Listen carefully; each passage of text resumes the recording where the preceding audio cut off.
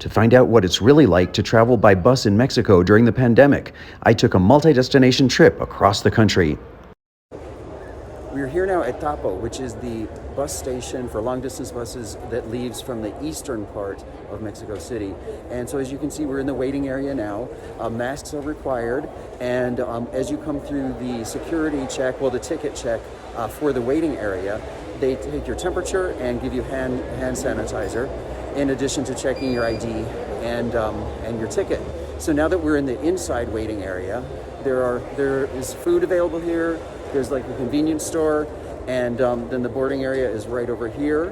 We should be boarding soon for Jalapa, and we're taking a bus service, a company called ADO, and we're taking the ADO GL, which is the executive service, which is more like a first-class bus service.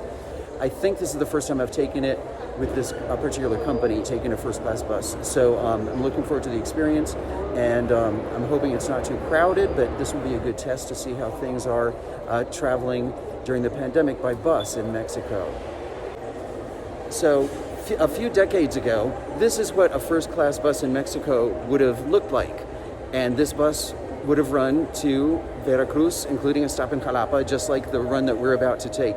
But the buses today are much different and quite a bit more luxurious. Although for its time, this bus was probably considered quite nice as well. I love that they have this historic display right here at the bus station.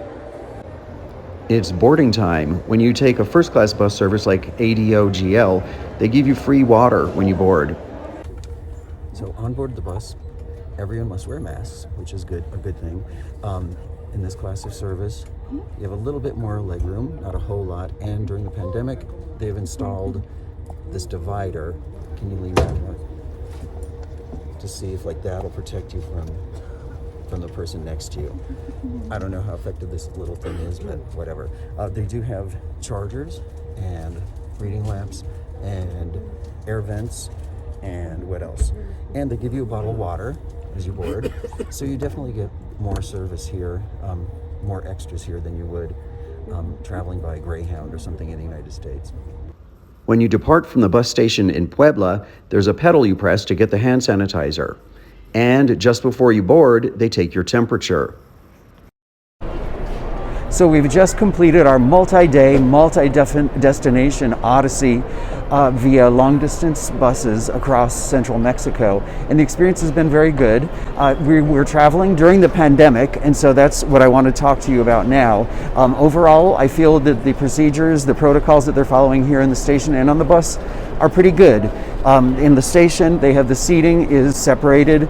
When you go to the boarding areas, they take your temperature, they give you hand sanitizer, and all that fun stuff.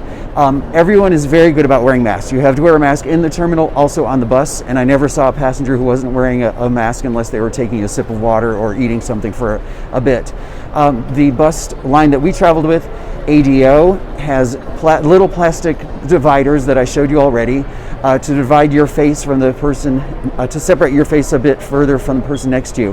However, bottom line, I do not recommend traveling via long-distance bus in Mexico during the pandemic if you have not been vaccinated or if you're not comfortable with being in an enclosed small space with a lot of people for an extended period of time.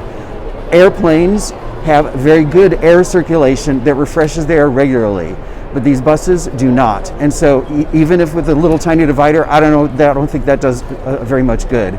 So bottom line, you will be exposed to a lot of people in a very enclosed space. It is not the safest or the most secure way to travel.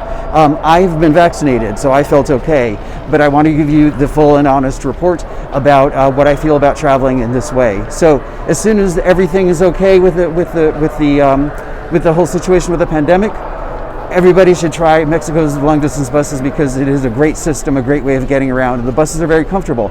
Right now, you need to think twice before you do any kind of travel.